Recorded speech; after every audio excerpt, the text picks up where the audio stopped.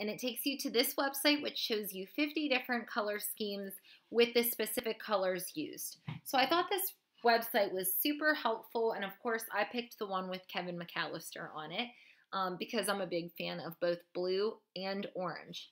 So I actually used these exact colors on my website, but not in the same way.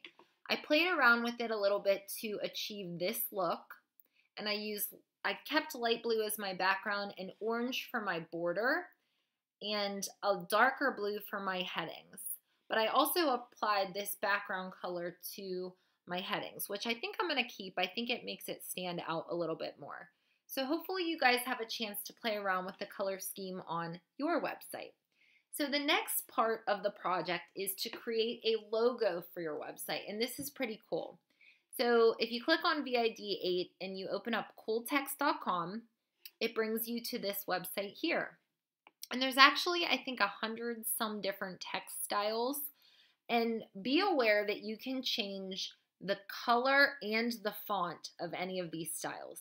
So a lot of students like, the ones that are moving and just the ones that stand out.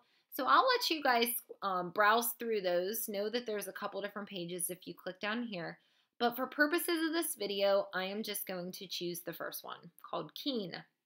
Now, what I'd like to do is create an image that goes at the very top of the page that says welcome to, because I have this text here that says the personal website of Mrs. Kelly Kearns, and I want to put welcome to on the top of the page. Now, students a lot of times use this to create their name, and a lot of students just put a quote on there. You can really put whatever you want. As long as you have one of these on your page, you are good. So let me just quickly show you how to use this. So like I said, I'm going to use the text welcome to. And I can make this size a little bit smaller, which I'm going to do because I don't want it quite so large. I want it a little larger though. It's one of those things you just have to kind of play around with, right? And there's actually different fonts that you can use. One thing I don't like about this site is it doesn't show you a preview up here of the fonts, but if you wanted to look down here for the different fonts, you can see them. So you can, of course, change up your font there.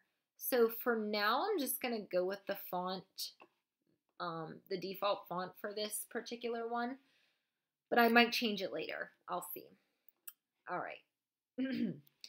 So I'm going to stick with the text welcome to, and I'm going to click on the logo tab. My start color and my end color. You guys do not need to change this. But if you want to, you can make it match the colors on your website. So I actually want to match it to this orange, and I want it to be like the exact same orange. So the orange I used for that is 579E02 hexadecimal code. So I'm going to copy that here. And I'm going to go back here and I am going to do that.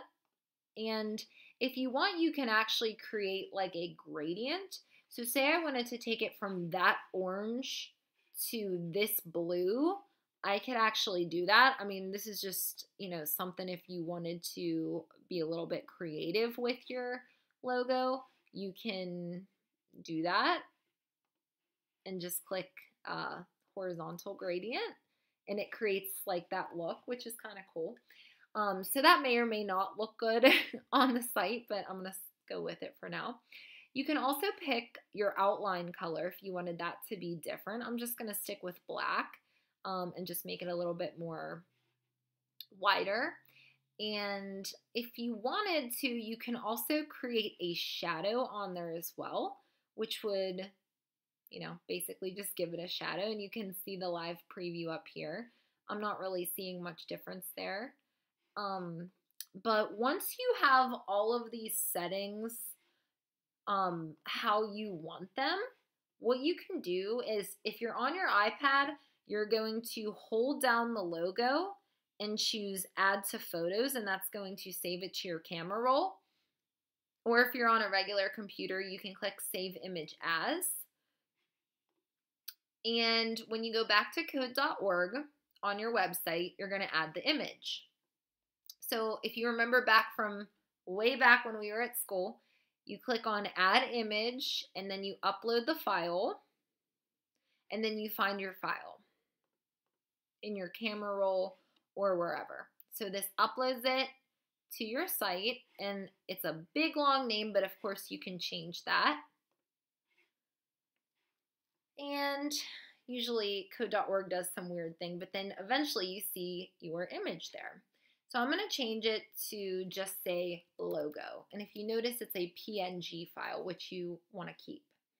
So we're going to change this, or we're going to add this in the index.html file. So I want this to be the very first thing on my website. So I'm going to put it as the very first tag in the body section above any of my other tags. And then I'm going to type the tag for adding an image, which is image src. And this particular one is logo.png. So I'm going to add that. And then, of course, we always want our alt there in case it doesn't load. And we want to put the alt in quotation marks and then close it up. So here it is added there at the top of the page. Now, of course, you know, I am particular. I want this to be centered. So let me just quickly review how to center this particular logo if you want to center your logo. So going back to style.css, and if you want, and you know, I actually do want to center my other pictures here, but you would just want to, you know, add some type of tag here that centered your image. So we would want to use the IMG selector, or you may already have that. You want to set the margin to auto and display to block, and that's all you need to do to center that. So once you do that, it will center that logo for you. So you want your margin to be set to auto and your display to block for your image if you want to center your logo in the CSS. And I actually like how that looks. It works with my color scheme, so I'm going to leave it. I hope you enjoyed this tutorial of how to use Cooltext.com to create a cool logo for your website. So next week, we're going to put the finishing touches on your website.